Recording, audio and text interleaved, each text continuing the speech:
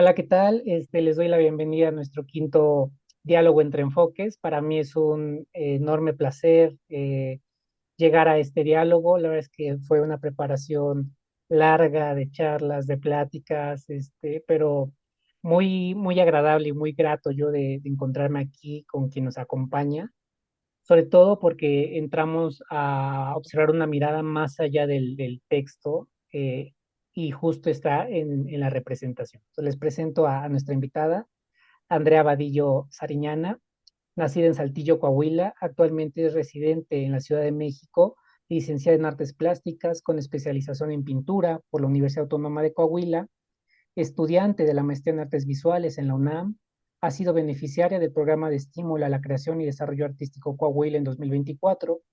Participó en el primer intercambio académico entre la Escuela Nacional de Pintura, Escultura y Grabado, La Esmeralda y la Universidad Autónoma de Coahuila. Ha realizado 4 exposiciones individuales y participó en más de 40 exposiciones colectivas, acreedora de la beca Residencia Verano del Arte en 2016 en la Universidad de Coahuila y de la beca Contigo en la Distancia del FONCA en el año 2021. Entre el 2021 y 2022 tuvo una estancia artística en Dublín, Irlanda. Es fundadora del Arte No Salva y docente de pintura, teoría y psicología del color a nivel licenciatura. Su trabajo explora la interacción entre luz y color, el desvanecimiento de la memoria y la forma en que los pigmentos, combinados con iluminación artificial, modifican la percepción de las imágenes y los relatos visuales. Ha desarrollado una práctica pictórica íntimamente ligada al archivo personal, la experimentación técnica y el análisis simbólico de los recuerdos. A través de tecnologías LED, en sus pinturas investiga cómo la luz puede ocultar o revelar elementos pictóricos, creando una metáfora visual sobre la naturaleza fragmentaria y efímera de la memoria. Al integrar pigmento y luz, su trabajo reflexiona sobre el acto de recordar y olvidar, invitando al espectador a contemplar la impermanencia tanto de las imágenes como de las experiencias personales.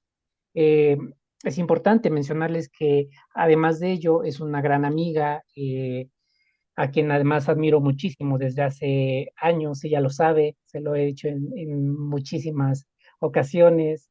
El encuentro con Andrea además fue muy grato porque inició por un gusto personal de ambos. Yo escribiendo un texto y ella ya estaba ilustrando en su momento una revista en la que yo pues quería participar, ¿no?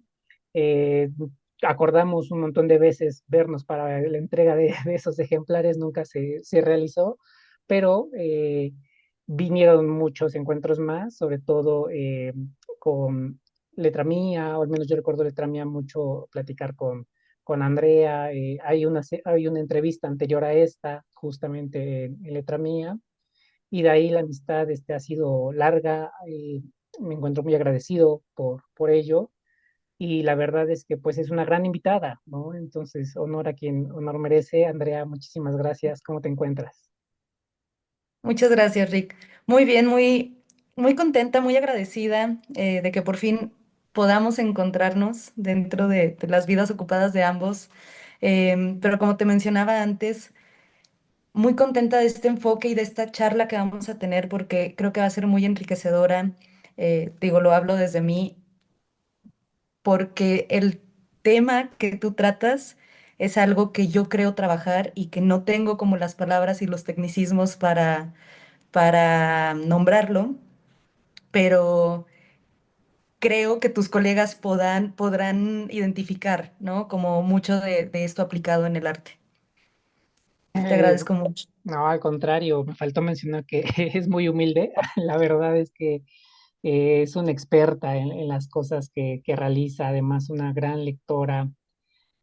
Pero sé, y ambos lo concebimos así, que nuestra amistad y los encuentros que hemos tenido siempre ha sido de aprendizaje mutuo, ¿no? Sí, Yo he aprendido totalmente. mucho de Andrea, gracias a ti por aprender lo poco mucho que yo pueda dar, pero pues encantado, ¿no? En los ejes los dividí en tres, que será sobre la inmanencia del arte y su relación con el Estado, estallar la imagen, la aparición del inconsciente y la clínica, y el tercer eje será el acontecimiento, la posibilidad de transformación.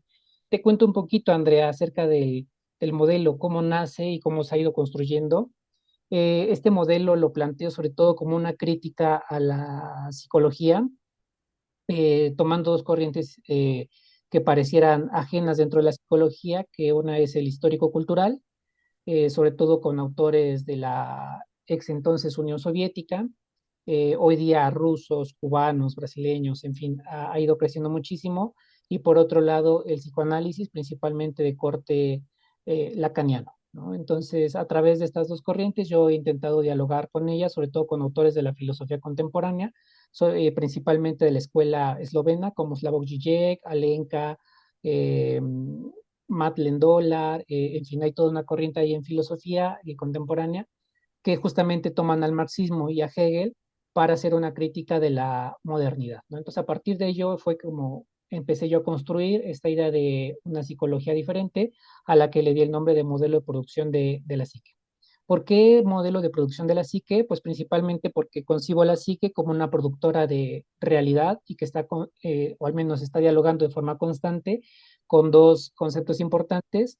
El primero de ellos es actividad, por supuesto, todo aquello que realizamos está en constante actividad, pero por otro lado también concibe la negatividad, ¿no?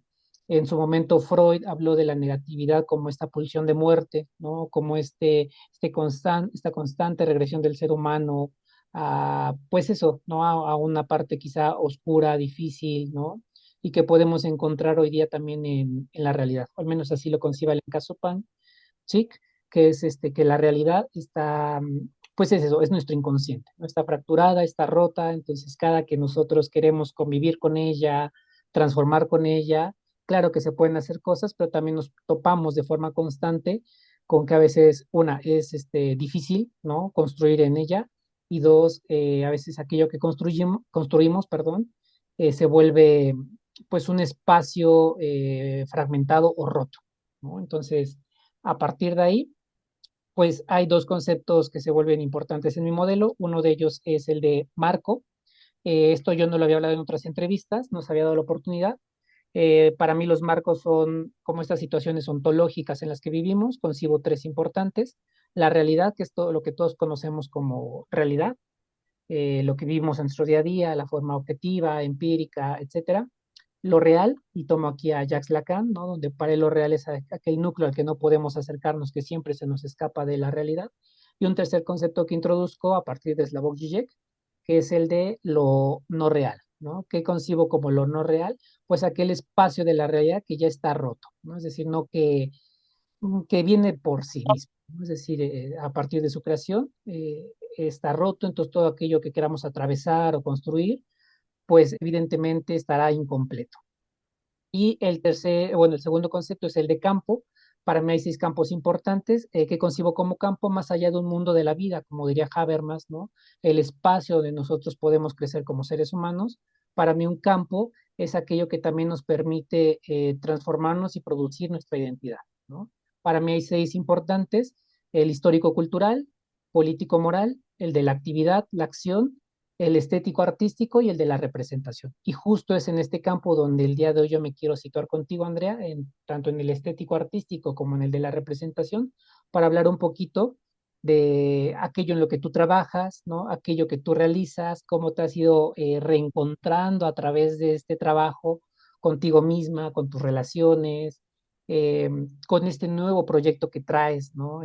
Cursando en la maestría, y que seguramente hablaremos de él, eh, justo para entender que esta parte que suena a veces muy teórica, ¿no? O muy rara si uno no está metido en esos textos, es visible, ¿no? Y justo creo yo que por eso es que me interesa mucho hablar contigo, porque tú haces que a veces lo complejo o lo abstracto uno pueda observarlo en su día a día y en su práctica, ¿no? Creo que tienes tú esa mirada atenta para de aquellas situaciones que te atraviesan, que atraviesan al mundo, a tus seres cercanos, eres capaz de observarlas y plasmarlas, ¿no? Y creo que es algo muy,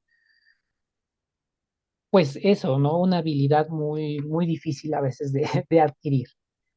Eh, Entrando de lleno en nuestro primer eje sobre la inmanencia del arte y su relación con el Estado, eh, me gustaría a mí empezar a hablar acerca de la imagen y cómo se va entrelazando con nuestra productividad, ¿no? Con todo aquello que nosotros realizamos en nuestro día, todo aquello que nosotros podemos concebir y tratamos de representar o de materializar de alguna forma, incluso aunque no lo materializamos, se queda en nuestras imágenes, se queda en nuestros recuerdos y podríamos decir se queda en nuestro inconsciente.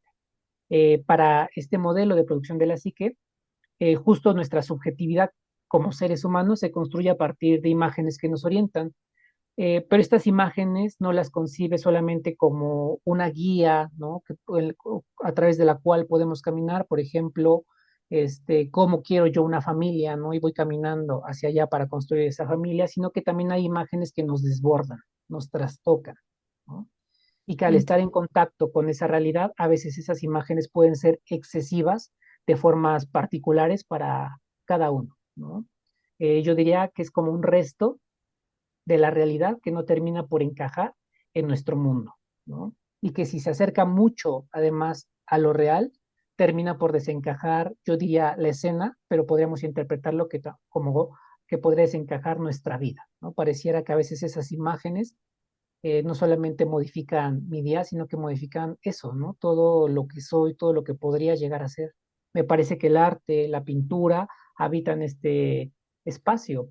Entonces, yo quisiera preguntarte, ¿lo ves así? ¿Qué agrega el arte en su materialidad, en su inmanencia, al sujeto y a la realidad? Fíjate que me llama mucho la atención que mencionas tanto la palabra imagen, porque em, mañana tengo una entrevista para un libro y me mandaron las preguntas y la primera pregunta fue, ¿cómo te acercaste al arte? ¿O cuál es tu primer acercamiento al arte? Y creo que muchas veces, lo platicábamos también antes, hay muchas entrevistas que están como más dedicadas al entretenimiento, a crear una imagen del artista y demás. Y creo que como artistas también nos camuflamos y respondemos conforme al espacio en el que vamos a estar. Y creo que este espacio me gusta mucho porque puedo decir las cosas tal cual como son y es la primera vez que lo voy a hablar. Pero las imágenes para mí son muy importantes y creo que este puede ser el inicio del por qué soy artista, más allá de el baile, más allá de las clases de manualidades, más Ujú, allá de cosas a las que me acerqué de pequeña. Creo que es una imagen en específico. Recuerdo perfectamente la imagen de Jesús ujú, en la habitación en la que yo me quedaba en casa de mi abuelita. Y recuerdo todo el tiempo como esta narrativa de que no hagas cosas malas porque Dios te está viendo. Y, sabes, crecí como en una familia muy católica, de misa todos los domingos, pero también como con muchas circunstancias en las que yo decía, pero bueno, las gente sigue haciendo cosas malas que a mi parecer yo lograba identificar cosas que terminaban dañando a otra persona y al final pues van el domingo, se confiesan y están libres de pecado. Y como que no me hacía mucho sentido eso. Y recuerdo perfectamente esta imagen de Jesús que sigue en casa de mi abuelita y que cada que voy me trae muchos recuerdos. ujú, Y que más adelante, investigando sobre iconoclasia y aniconismo, que estuve muy interesada en el aniconismo a partir del 8 de marzo, como el más fuerte, que creo que fue en el 2020, y al día siguiente, que fue el Día Sin Mujeres, y que creo que fue uno de los más poderosos. Y yo decía, ¿qué pasa con estos íconos cuando, cuando ya no están? Y entonces empiezo a investigar y encuentro este concepto de aniconismo en un libro precioso que se llama El poder de las imágenes. No recuerdo el autor, pero si es de interés lo busco. Em, y yo decía, es que claro, las imágenes para mí son muy importantes y creo que esa es la razón, la verdadera razón por la que yo hago pintura y no cualquier otra forma de arte porque para mí esa imagen de Jesús me marcó muchísimo, ¿sabes? Yo ujú. intentaba ser buena niña, buena persona, pero cuando tenía este momento íntimo de cerrar la puerta, de conocer mi cuerpo, de empezar a explorarme porque Claro, estaba entrando a la adolescencia, no podía hacerlo porque yo sabía que había una imagen omnipotente y que esta imagen tenía mucho poder sobre mí. y que por más de que me cubría en cobijas y apagaba la luz, había alguien viéndome. Entonces ahí empiezo a, pues a darme cuenta inconscientemente, porque obviamente esto que puedo hablar son muchísimos años después y con mucho análisis de por medio, Claro. de que fue esa imagen importante para mí. Entonces, creo que el arte y las imágenes son una forma que nos marcan por completo y es una forma de sensibilización muy fuerte, pero también creo que esta realidad tan sistemática, con un sistema que nos oprime tan fuerte y que nos quiere llevar hacia un camino, hay veces que como seres humanos tenemos otras prioridades, otras habilidades y no nos detenemos a pensar qué tan importantes son las imágenes para nosotros. Claro. Y es interesante, sobre todo en un mundo en el que constantemente estamos bombardeados, ¿no? Es decir, tenemos un exceso de imágenes presentes en nuestro día a día y que a veces es difícil, una, seleccionar cuáles de ellas terminan por impactar en nuestra vida y dos, no darnos cuenta de las que realmente están ahí presentes y que de forma inconsciente quedaron ya plasmadas en nosotros, ¿no? Lacan menciona, y creo que esto será interesante, que la imagen se encuentra, o él lo llama así, impregnada, ¿no? Es decir, no es estática, ¿no? Y menciona que siempre se encuentra en vibración y tiende a retornar. Eh, este retorno de la imagen constante, ¿no? En nuestra vida, ¿dirías tú que es una forma de verdad para el sujeto? Es decir, marcan, ¿no? Y se vuelven como estas, pues sí, ¿no? Una verdad, como podría ser las leyes de la física, ¿no? Que existe gravedad y sabemos que eso es verdad y es inamovible, ¿no? ¿Qué pasa con esas imágenes que pueden acercarse a esta idea de la verdad, ¿no? Que se vuelvan verdad en nuestras vidas? ¿Cómo saber si son verdad para nosotros y queremos cargar con ellas o es algo que tenemos que mantener una distancia para repensar? Ole, yo creo que tendríamos que tener una capacidad de análisis muy fuerte, no estar tan influenciados por lo que sucede en el mundo Sí, real claro. para, para verdaderamente tener este enfoque, porque sí creo que las imágenes están todo el tiempo en movimiento, por más de que se digan estáticas, porque creo que un tanto como haciendo metáfora con cómo funciona la memoria y cómo son nuestros recuerdos y cómo es el olvido, que al final de cuentas el olvido, no sabemos que estamos olvidando las cosas hasta que las recordamos, ¿no? Hay como todo un juego ahí, entonces creo que lo mismo sucede con la imagen. Si tú te enfrentas a ella, pues aparentemente es real, ¿no? A mí me pasa mucho que no me encanta ver animación porque de repente no sé si es real o no, si esos personajes son reales o no.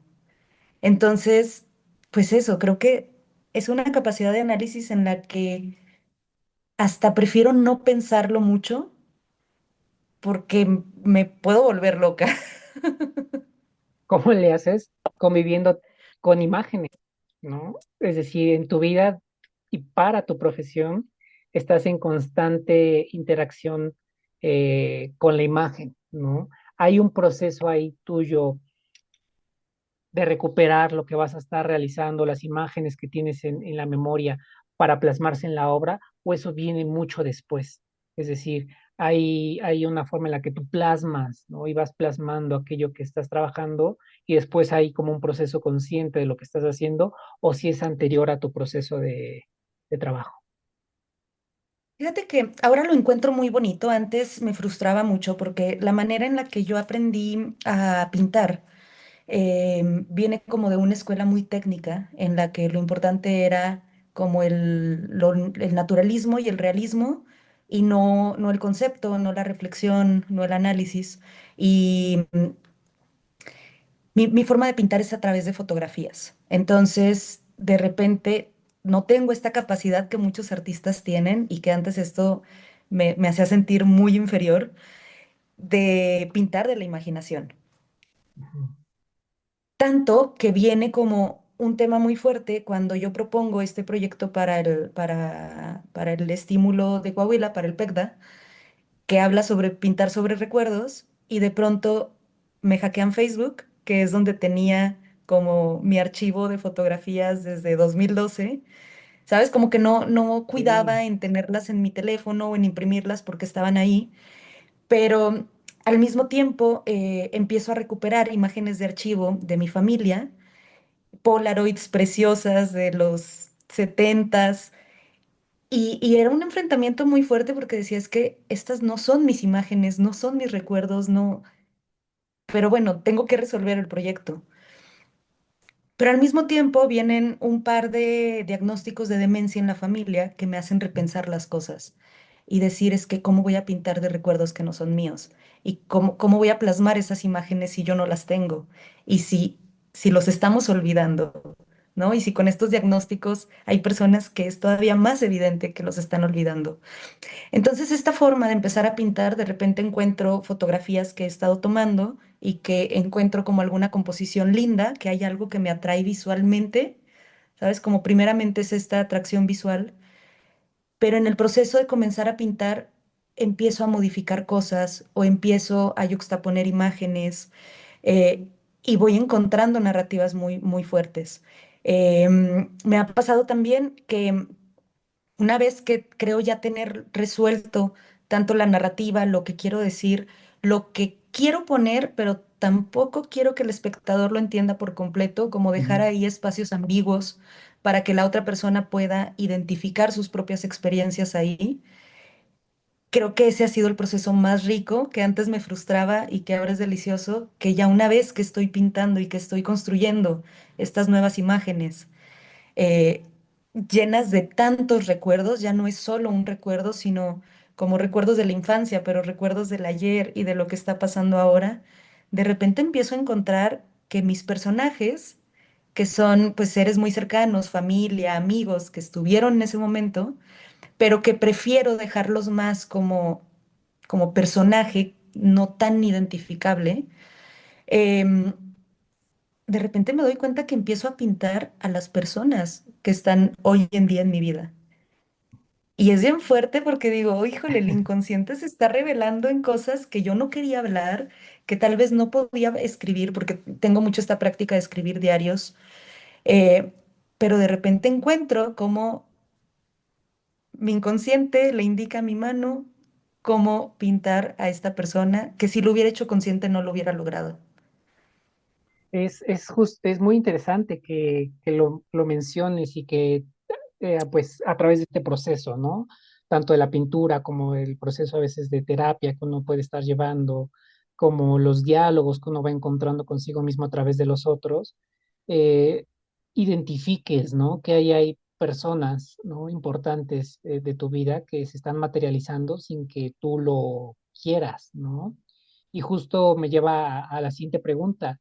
La pintura como archivo personal es una autoexploración constante en tu obra, ¿no? Es decir, es algo que persiste, que está ahí, incluso que tú misma lo sitúas de esa forma, pero que además pareciera que en determinados momentos algo se escapa, ¿no? Y hago referencia quizá a otros momentos, otras obras que has tenido, ¿no? El rostro, la mirada, en el juego del azar, el texto por momentos, ¿no? Que desaparece o se diluye, la memoria, yo incluso diría la identidad. Sientes que en esos momentos también se expresa el inconsciente, es decir, cuando, de un lado, cuando puedes estar dibujando y de repente te das cuenta que es alguien que tú conoces.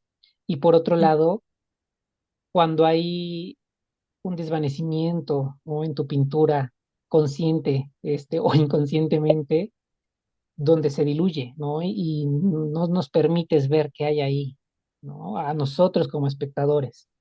¿Crees que ahí se materializa? Sí, totalmente. Y creo que hay como dos puntos muy importantes y muy distantes entre ellos, que una hablas como de de este diluir y de este desvanecerse, y me hace pensar mucho en Bauman Ujú. con su amor líquido, modernidad líquida, etcétera, que pues al final de cuentas es una respuesta al mundo que estamos viviendo, ¿no? Claro. Donde nada lo podemos sostener porque todo comienza a irse, eh, que entonces me hace pensar otra vez en cómo son los recuerdos, cómo es la memoria y cómo es este mismo filtrado que, por ejemplo, menciona Borges con Funes el Memorioso, de, de cómo nos hace reflexionar sobre cuando queremos recordar todo y preservar todo, pues de repente ya no tenemos memoria RAM y ya no le dejamos espacio a nuevas experiencias, porque todo lo queremos tener aquí, ¿no? Pero también pienso, como en el otro polo, que creo que es algo que he estado intentando mucho, em, no sé si lo estoy logrando, perdón, pero estoy trabajando en ello, de tener un poco más de responsabilidad con el otro, porque el Ujú. arte que yo hago siempre lo he pensado para mostrarse, idealmente también para venderse, ¿no? Sé que hay muchos artistas que están como en contra de esto y tienen prácticas distintas, pero yo siempre lo he pensado así.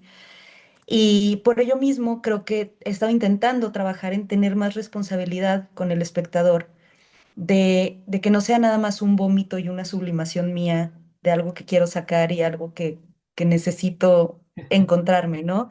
Sino que también la otra persona pueda con mi arte detonar algo, alguna reflexión, algún recuerdo, que se lleven alguna pregunta. Híjole, qué bueno que lo mencionas. Algo que maneja, en este caso, el modelo de producción de la psique, es la conciencia la distingue o la distingo yo de forma muy diferente a veces como lo hace la psicología tradicional, que es como este proceso racional, ¿no? Donde uno hace evidente procesos que pueden parecer complejos, ¿no? O lógicos, o los pasas por como por un filtrado, ¿no? Para poder decir, ah, ok, así es como se dan las cosas, ¿no? Paso A, paso B, paso C. Para la psicología tradicional eso es la conciencia, ¿no? En mi caso, la conciencia tiene que ver mucho con una responsabilidad eh, moral y ética y sobre todo de forma colectiva, ¿no? Y ahorita que mencionas esto de no solamente se trata de plasmar el inconsciente o que salga el inconsciente, ¿no? En la pintura como un vómito, sino trabajar, ¿no? Es decir, trabajar quizá ese vómito, trabajar eso que salió para que el otro logre reconocerse, creo que es algo difícil, ¿sabes? O sea, es un punto difícil de alcanzar, tanto en la vida personal como en la vida colectiva o laboral, ¿no? En este caso, si la obra se está pensando para venderse, ¿no? Para que el otro se reconozca a través de la exposición, ¿no?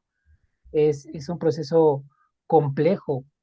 Cuando iniciaste tu trabajo, cuando iniciaste tu proceso, ¿no? De pintar ya con el objetivo también de que saliera a venta esa pintura, ese proceso estaba ahí o cómo lo fuiste construyendo.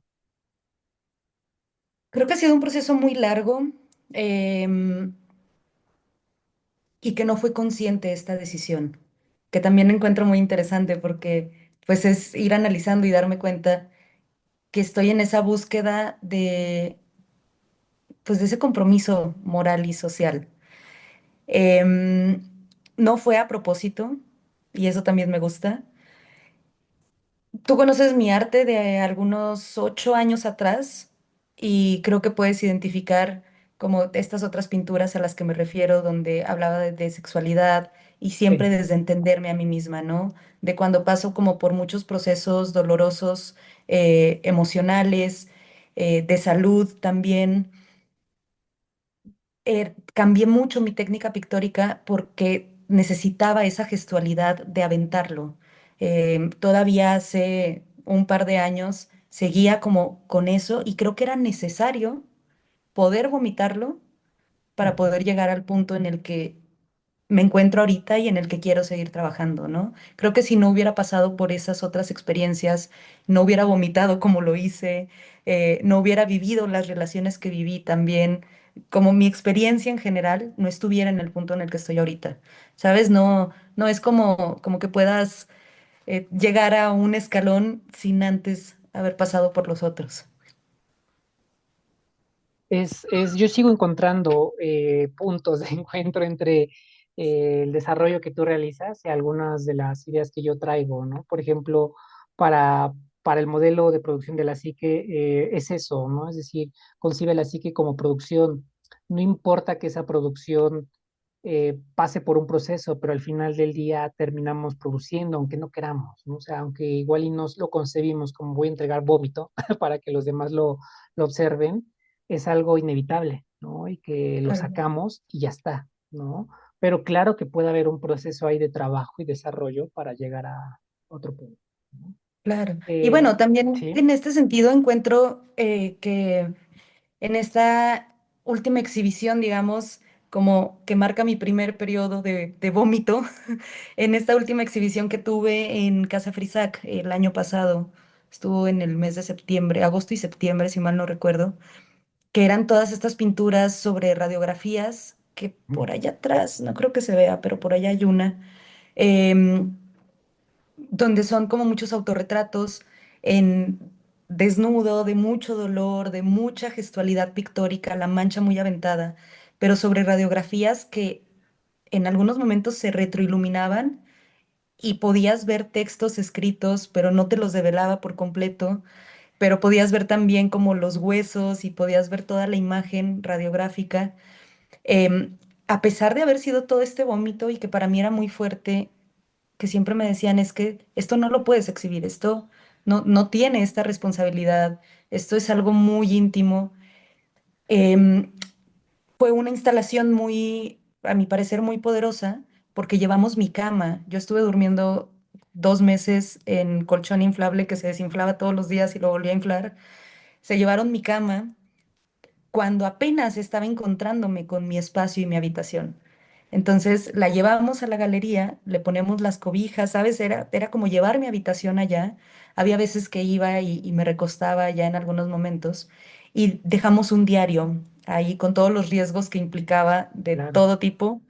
Dejamos un diario y dejamos un texto que además estuvo como muy estratégicamente acomodado. Fue muy natural, pero fue muy lindo porque era un texto en el piso en el que cuando tú te levantas de tu cama, lo- te sientas en tu cama, lo lees. Entonces, obligaba al espectador a sentarse para poder Claro, para leerlo, poder ver. porque, ¿sabes? Y no tenía que estar como haciendo posiciones extrañas y lo invitaba a sentarse y decía algo así como, todos los días a las 10:45 de la noche suena mi alarma para escribir en mi diario. em, Ahora puedes hacerlo tú también, ¿no? Y entonces estaba ahí el diario, había un montón de plumas por si se perdían, nunca se perdió ninguna, ¿sabes? De que estaban ahí guardaditas y siempre hubo el mismo número.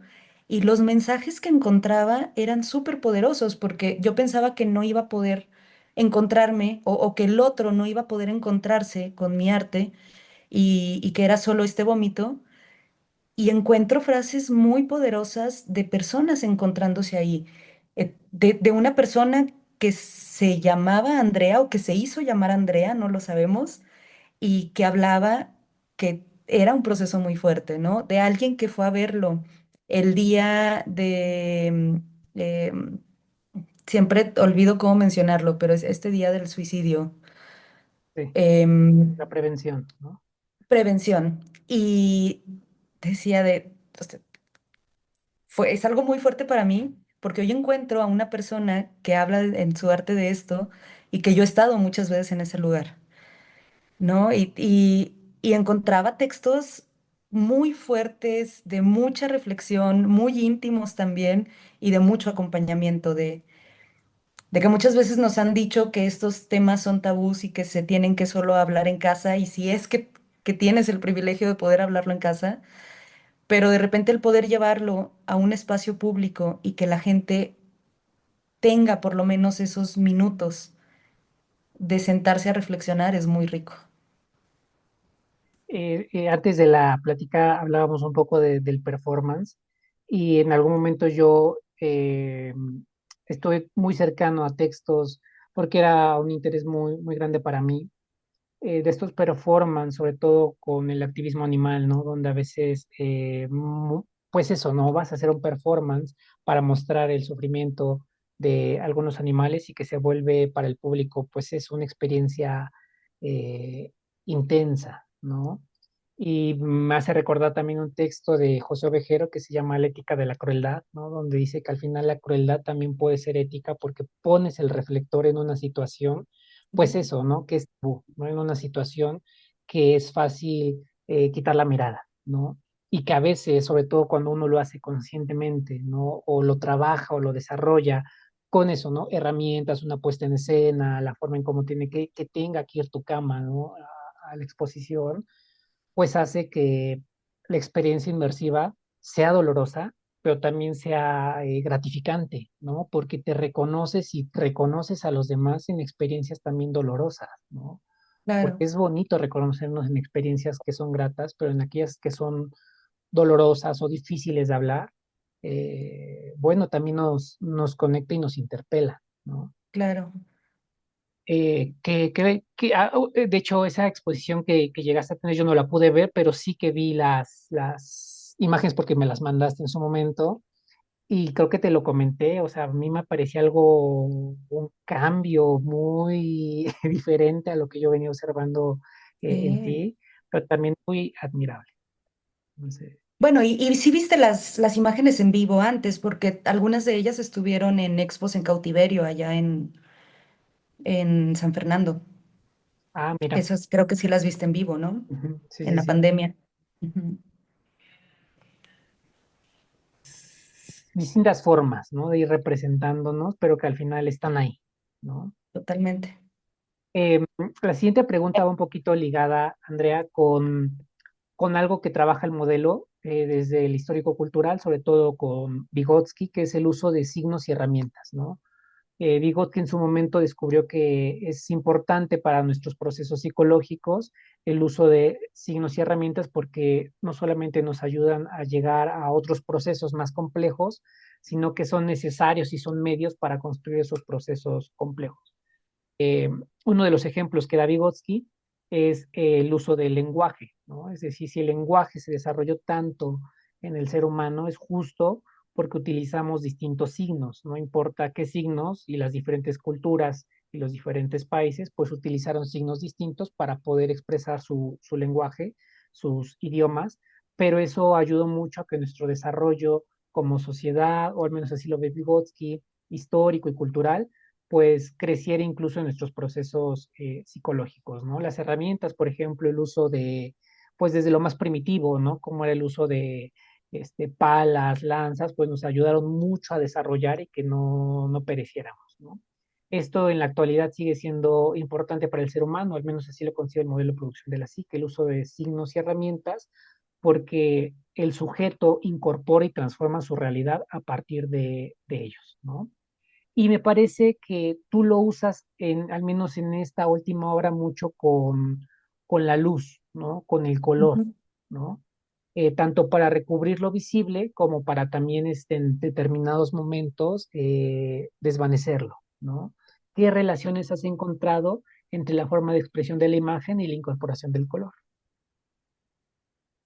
Mm, quiero hablar un poco de lo general a lo particular antes Sí, de hablar como específicamente del color. Quisiera hablar de las herramientas que tenemos hoy en día, que digo, la inteligencia artificial es una de las herramientas más fuertes que no necesitas estar en un ámbito artístico, no, ¿sabes? No, se usa todo el tiempo y lo usan todos. Y está siendo, por ejemplo, para las personas mayores que han vivido un montón de cambios tecnológicos, lo ven como algo futurista, ¿sabes? Y en este mismo sentido, pienso en las luces que me han cuestionado mucho en la academia, en la maestría, que digo, ¿sabes? Son estos espacios que se abren para cuestionar, ¿no? Y no solo aprobar o aplaudir de, ay, sí, qué buen artista eres, sino, ¿por qué lo estás haciendo? ¿Para qué? Y encuentro que esto de las luces, creo que se está volviendo una herramienta muy fuerte, digo, a pesar de que encontramos en la historia que la primera bombilla atribuida a Thomas Edison, más allá de que haya sido o no él, pero atribuida a Thomas Edison, finales de 1800, ya casi 1900, llega después una mujer artista, bailarina, a integrarlas a una narrativa artística y estética, ¿no? Después encontramos que con el uso de LEDs, que también la invención del LED ha sido una cosa preciosa porque comienzan primero con el LED rojo y pasan muchos años para poder desarrollarlo a que no sea nada más como una reminiscencia, sino ya algo que pueda iluminar.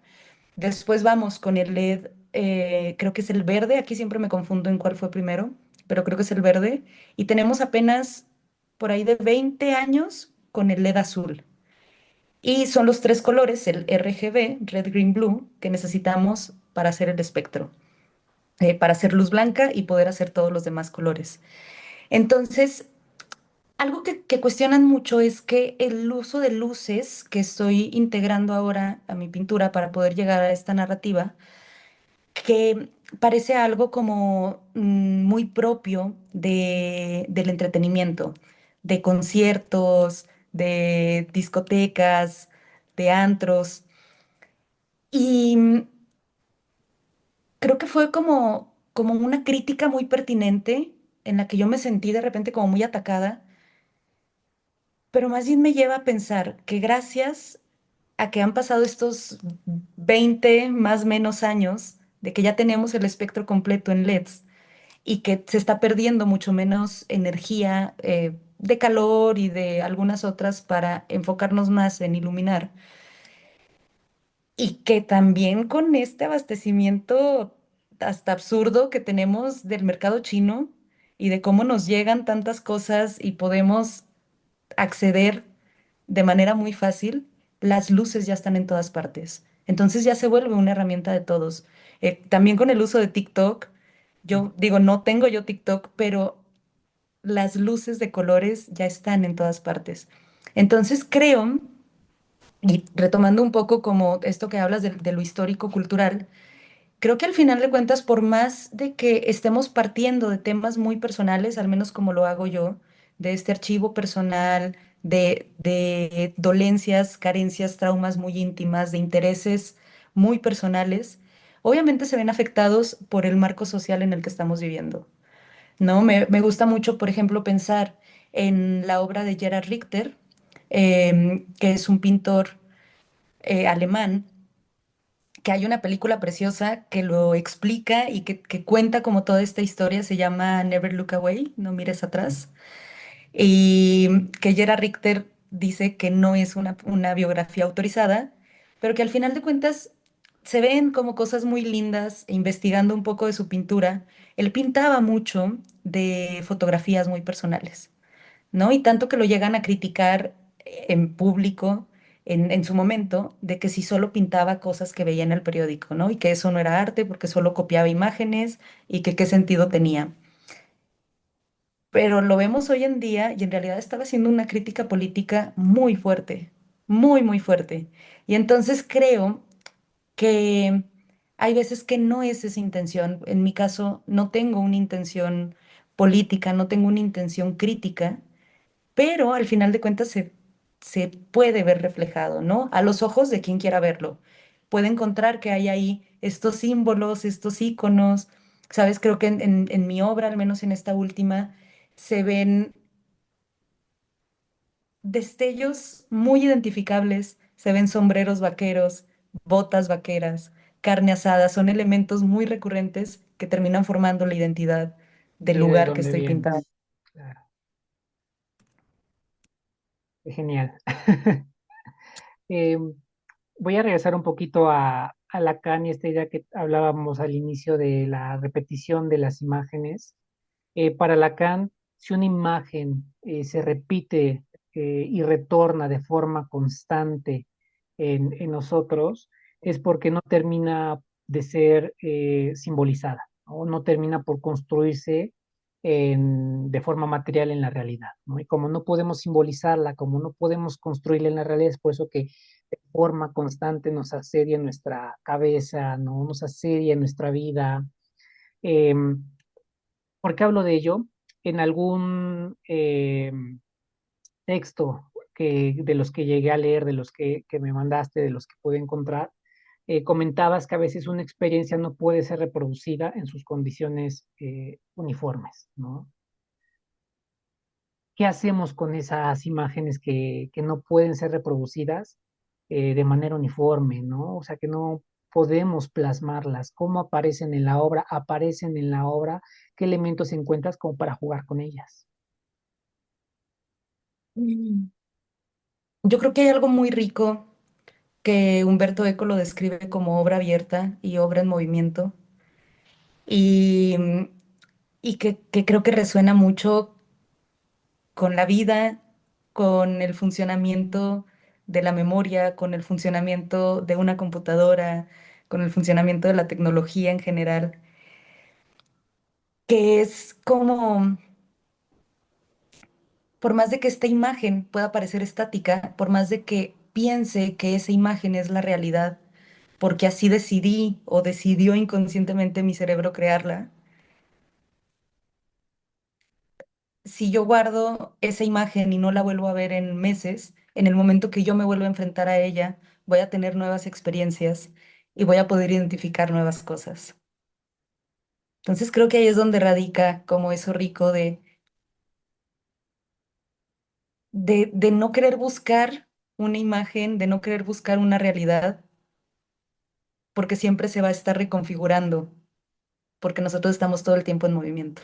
¿Sabes? A pesar de que Ujú. nos sintamos estancados, ya llevándolo como a una metáfora emocional, em, personal, por más de que esté en el autosabotaje, en el síndrome de impostor, encerrada en mi habitación porque no puedo salir y no puedo convivir con el mundo, creo que al encontrarme de nuevo con una imagen, voy a volver a reconfigurarla y se crea una nueva imagen a pesar de que parece estar estática en un soporte.